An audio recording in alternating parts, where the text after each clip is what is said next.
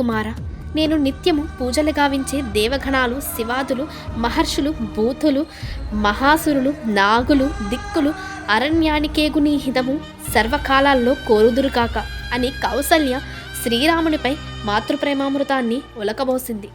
ఇదంతా చూస్తున్న లక్ష్మణునికి ఆ పాదమస్తకము శరీరమంతా ఉడికెత్తింది. కైకవరాలు దశరథుని వాగ్దానము శ్రీరాముడు ఒప్పుకోవడము చూసి ఆ వరాలు కోరడానికి తల్లికి ఇవ్వడానికి తండ్రికి ఏముంది హక్కు, అలాగా వాటిని పాటించడానికి ఈ రామునికి హక్కు ఎక్కడిది అని అన్నాడు. ప్రేమర్ధ మనస్సుతో లక్ష్మణ, నీ అభిమాన సంపద, నీ పరాక్రమము నేను బాగా ఎరుగుదును. జగమున ధర్మనన్నిటినీ మించింది, ధర్మముచే సత్యము ఒదిగింది. కుమారులకు తండ్రి వాక్యాలే కర్తవ్యము, అందువలన నీ ఆవేశము మంచిది కాదు అని ఎంతగా చెప్పినా లక్ష్మణుడు బుసకొట్టుచున్నాడు. కౌసల్యను చూచి, మాత, శ్రీరాముడు అరణ్యానికి వెళ్ళడం నాకు ఇష్టం లేదు, వీల్లేదు. కామానికి బానిసై మహారాజు నిన్నడవికి పంపిస్తాడా? అతడు వృద్ధుడు, విపరీత మార్గానుసారి. అతని మాటలు మనమెంత మాత్రము పాటింపరాదు. మంచివారికి ముప్పు తప్పదంటారు. నిన్నెదిరించి భరతునికి ఈ రాజ్యము దారాదత్తము చేసే శక్తి ఎవరికీ లేదు అని మహాకోపము క్రక్కియున్న లక్ష్మణ్ణి చూచి, లక్ష్మణ, ఎందుకిన్ని మాటలు? ఏమైనా నేను పితృదేవుని మాట తప్పకుండా పాలిస్తాను. ఇదే సన్మార్గము. కౌసల్యదేవి దుఃఖముతో, రామ, ఏమి ఈ విపరీతం? ఈ లక్ష్మణుడు మీ తండ్రి గారిని చంపుతానంటున్నాడు. ఇంతకన్నా ఘోరమేముంది?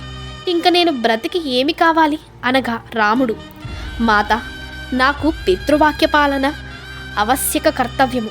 పరశురాముడు మాతృమూర్తిని వధింపలేదా? లక్ష్మణ్ణి చూచి, లక్ష్మణ, ఏమి నీ తొందరపాటు అనగా లక్ష్మణుడు శాంతించాడు. వనవాసాన్ని గూర్చి సీతమ్మకు చెప్పడానికి శ్రీరాముడు వెళ్ళాడు.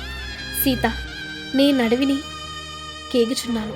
ఇది నా పితృదేవుని అనుజ్ఞ. నువ్వు అర్ధాంగిగా అనుమతించు. నేను క్షేమముగా తిరిగి వస్తాను. నిండు హృదయముతో నన్ను పంపు అని అన్నాడు రాముడు. సీత, ఆర్యపుత్ర, తల్లి, తండ్రి, సోదరుడు, కొడుకు, కోడలు తమకు గల పుణ్యాలను అనుభవిస్తారు. కానీ భర్త భాగ్యాన్ని యోగ్యముగా భావించగలది అర్ధాంగే కదా. అందువలన నీతో నేను అరణ్యవాసము చెయ్యాలి కదా. భార్యాభర్తలు సహధర్మచరులు, మిమ్మును అనుసరిస్తాను. నీవు కోపతాపాలను విసర్జించావు. నీ కపకారము గావించే సవతి తల్లిని సహజ సహన భావముతో సైకరించావు.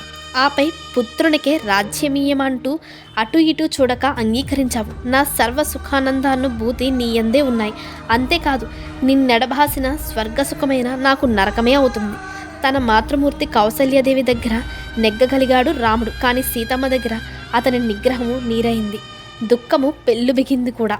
రాము, సీత, నీవు నాతో వనవాసాల పాలవుట నాకు ఇష్టం లేదు.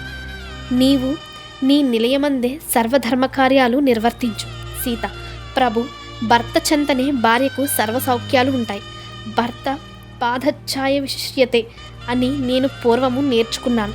సీతమ్మ ఇంత ధర్మ విశ్వాసము, ధర్మాచరణ దీక్ష గల సాధ్వీమని ఎగుట మహర్షి వాల్మీకి రామాయణ ప్రారంభాన సీతాయాశ్చరితం మహత్ అని 2 చేతులెత్తి ఎలుగెత్తి ఘోషించాడు. సీతమ్మ పాతివ్రత్య పారిజాతము,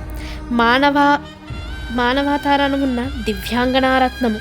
రామ, సీత సింహసరాభశార్దుల గండుక భీకర క్రూర మృగఘోర సంచారము గల మహారణ్యాన్న జటవల్కలాలతో బండరాళ్లపై పడుకుని కందమూల ఫలములతో కాలము గడుపుట, తపోదీక్ష ఏ మేరకు నిరంతరం భయంకర సన్నివేశాలు గల మహారణ్యంలో నివాసము సామాన్యమా? ఆ సూర్యాంపశ్యపు అంత పరంగణము. సీత, ఇక్ష్వాకు వీరుడా, ఎంత బాధలున్నా నీ ప్రక్కనుంటే నాకు శ్రేయము, ప్రియము. క్రూర మృగాల నిన్ను చూసినంతనే పరిగెడతాయి. ఇక్కడ సీతమ్మ ధీరోదాత్త. ఆమె మనస్సు ఎంతో కోమలము, అంత కఠోరం కూడా. ఎన్ని విధాల రాముడు చెప్పినా, ఏ కరువు పెట్టినా అరణ్యరోధ్యనే అయ్యింది. తుదకు తెగేసి సీత, రామ, నన్ను విడిచి నీ అరణ్యానికి వెళ్ళావా? విదేహరాజుకు తెలిస్తే పురుషవేషం వేసిన స్త్రీకి నా కుమార్తె నిచ్చానని ఎంతగా బాధపడతాడు అని నీ ఊహించినావా? నేనెవరినో తెలిసిన పవిత్ర మహారాజు వంశోద్భవ పాలంటి కులములో ప్రభవించాను.